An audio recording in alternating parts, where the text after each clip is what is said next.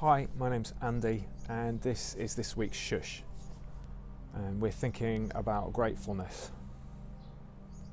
And I'm sitting here grateful to be in my garden, even if it's a little bit cold. And what we're going to do to start with is, wherever you are, just take a moment to take in our surroundings. So I'm grateful to be outside, smell the fresh air. And as I sit here, I can see raspberry plants kind of just gently blowing in the wind. I can see the beginnings of blossom on an apple tree. Some spring bulbs that still haven't emerged. We've had hot weather and cold weather and hot weather, so everything's a bit confused. So everything seems to be kind of coming through in stages. Wherever you are, just take a few minutes now and just settle into the environment that you're in. What can you see? What can you hear? Smell, touch. Just take a while to acquaint yourself with where you are and be present for these 15 minutes of space to breathe. Just allow yourself to be present here where you are.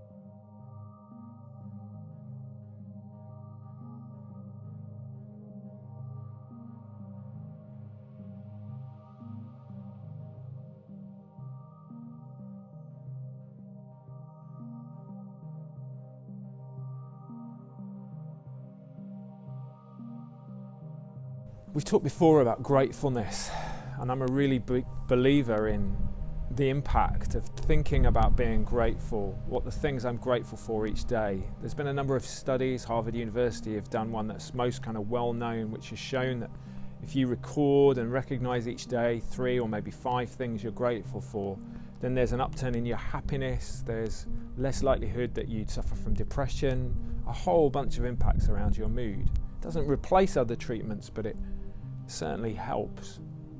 And what it does is we choose to focus on something positive. It's the idea that if you're grateful, you begin to lose sight of the things you feel you lack. You don't look at the problems that you have in front of you, but you look beyond. You choose to focus on something different. Psychologists call it benefit finding. So my day might be difficult, but I'm choosing to find things within my day that are positive, that build me and that I appreciate. And I can then begin to transfer that attitude to other people, that I choose to think well of people, think the best of their attitudes. I choose to think circumstances are not against me, but instead that things that I do experience that are hard are just life, and to always look for the opportunities, for the positive. Poet Rumi, who I love, said, "Wear gratitude like a cloak and it will feed every corner of your life." Wear gratitude like a cloak and it will feed every corner of your life.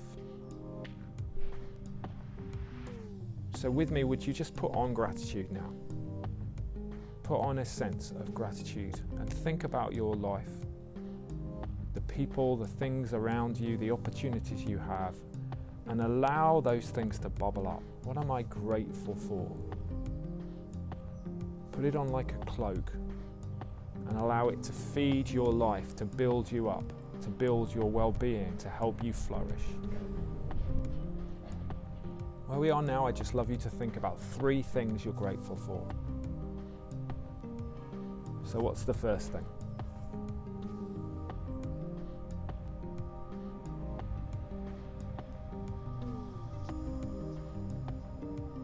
And what about the second thing? What's the second thing that you're grateful for?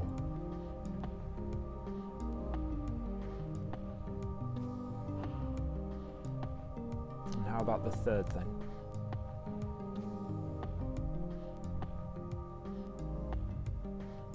These things can be as basic as I'm alive, I'm breathing. It can be gratefulness for an opportunity or a place. Said I'm grateful to be in this garden. It can be for people, for my family, for my friends, for good things that I experience. Specific to you, but things that really mean something. Wear gratitude like a cloak, and it will feed every corner of your life. That idea always reminded me of Maya Angelou, the poet, who wrote the idea that gratitude was the pillow on which she knelt for her nightly prayers. A foundation, a thing that you build on.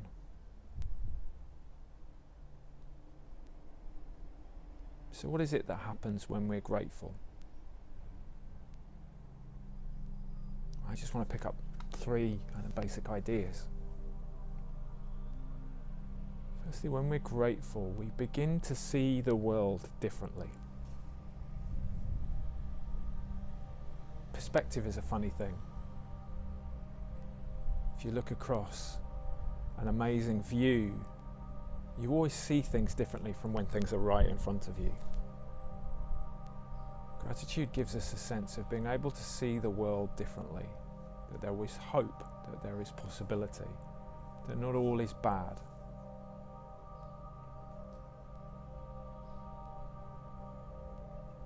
Think about taking some perspective on your life right now.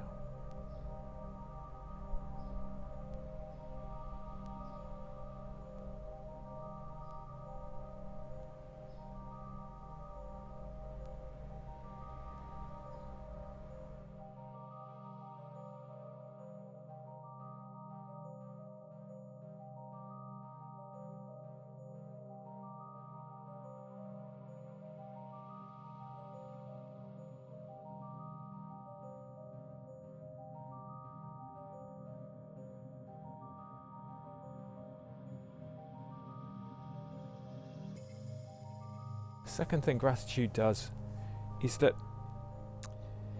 it enables us to almost open up. It's interesting that I'm in a garden. Flowers are beginning to open up. And gratitude opens me up. When I'm tense or when I'm worried, when things are difficult and right in front of me, I'm closed off.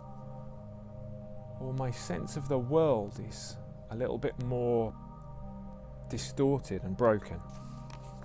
I wanted to show you this mirror.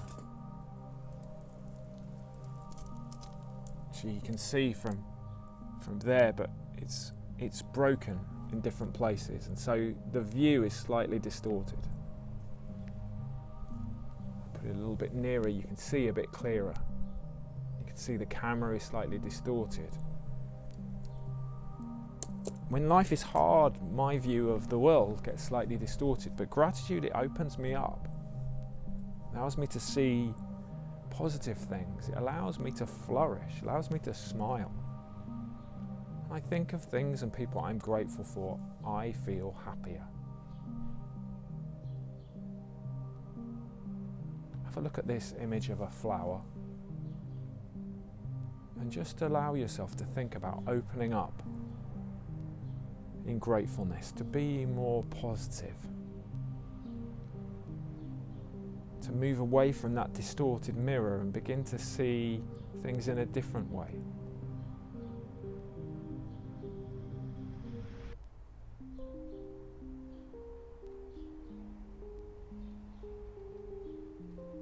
The third thing that gratitude does is it enables me to feel connected. I love this quote from Albert Schweitzer. I'll read to you. At times, our own light goes out and is rekindled by a spark from another person. Each of us has cause to think with great, deep gratitude for those who have lighted the flame within us. At times our own light goes out and is rekindled by a spark from another person.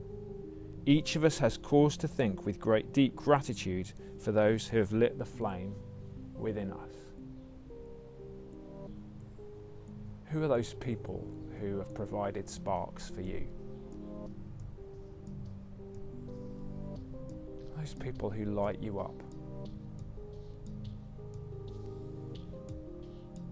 It's one of the most healthy things we can do is be grateful for the people around us and their influence and their kindness. Sometimes I have a little process that I've learned over the years of just lighting candles to remember different people. And as you look at these candles flickering now, think about the people who've lit sparks in your life and be grateful for them.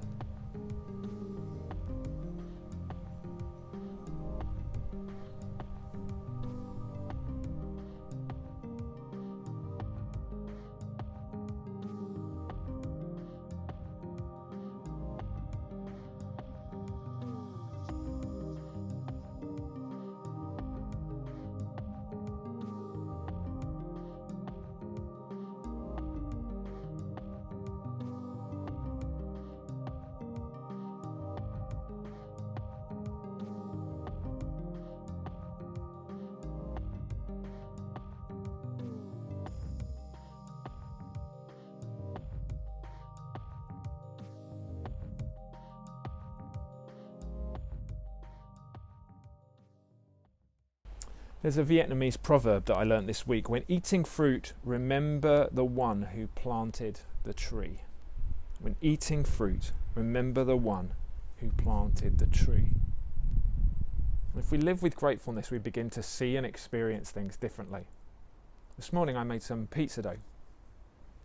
And I love the process of kneading the dough, getting it all ready. I love enjoying it, the feel and the touch of the dough in my fingers. But today I began to think about the people who had milled the flour, about the people who had planted and produced all the different ingredients that I'm going to use on these pizzas when I make them tonight. And it lights you up. It's the best way I can describe it. It makes you see and experience and appreciate things differently. What a wonderful thing that I can buy a bag of bread flour from a supermarket stocked full of things, that I can knead it with some water and some yeast, can create a dough that will rise, that somebody's taught me how to do that, and then I can come to place beautiful tomato sauce on it, some oregano that somebody's farmed, some spinach leaves, some mushrooms, some pepper maybe, and then top it all off with some cheese that somebody's lovingly made somewhere. And all of those things are available to me, and so often I think about nothing about those people who've produced them. So the next meal you have, why don't you think about not just the fruit, but the person who planted the tree.